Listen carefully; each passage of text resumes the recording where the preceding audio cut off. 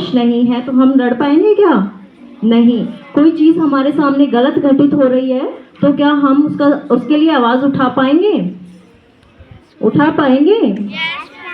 कब उठा पाएंगे? लेकिन जब हमें हिम्मत होगी, साहस होगा, है ना। और साहस कब कर पाएंगे? जब वीर होंगे हम, है ना। हमारे अंदर पोटेंशियल होगी, ताकत होगी, है ना। हम आवाज उठा सकेंगे। तो ये एक दूसरे के क्या है? पूरक है। हम स्वतंत्र हुए, गुलाम थे हम, थे। तो हम स्वतंत्र हुए, अगर कोई आवाज उठाने का ही साहस नहीं करता, है ना, अपनी वीरता को दिखाता ही नहीं, तो क्या आज हम वहां होते जहां हैं? नहीं, है ना। तो साहस और वीरता, ये एक शारीरिक पहलू मैंने आपके सामने प्रस्तुत किया। अब आपने देखा होगा हम अपनी जिंदगी में भी मम्मी से कुछ कहने से डर रहे हैं, पापा से कुछ कहने से डर रहे हैं, होता है ना। ये कौन सा साहस है? नैतिक साहस।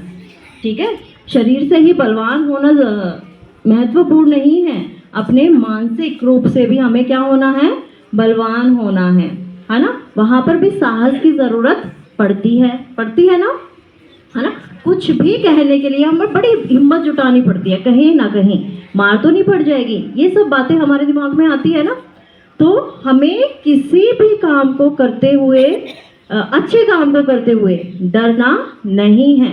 क्योंकि जब मान लीजिए आपके सामने बहुत सारे पड़ाव आते हैं लाइफ में, है ना, तो हम क्या करते हैं? चलो झूठ बोलकर काम चला लें। कितने बच्चे हमेशा सच बोलते हैं? सभी नहीं बोलते। Very good. कुछ बच्चे ईमानदार भी है ना। सच हमें बोलना चाहिए, लेकिन सच बोलने के लिए हमें क्या चाहिए? हिम्मत चाहिए, साहस चाहिए, है ना। तो ये नैतिक साहस है। अगर देखिए बेटा, सच बोलने के लिए एक बार हमें मुश्किल का सामना करना पड़ सकता है, लेकिन बाद में उसके बाद हमें जीवन में कठिनाई नहीं आएगी। लेकिन अगर हम झूठ बोलते हैं तो पहला झूठ बोलने में तो आसान रहेगा, लेकिन उसके बाद चीजें मुश्किल होती चली जाएंगी। तो बेटर है कि चीज को एक बार कठिनाई फेस कर ले उसके बाद, ताकि हमारी लाइफ अच्छी चल पाए। तो इसलिए हमें झूठ बोलने से बचना है, हमें नैतिक साहस दिखाना है। ठीक है। क्योंकि उसका परिणाम निश्चित ही भविष्य में अच्छा होगा। ठीक है। थैंक यू, धन्यवाद।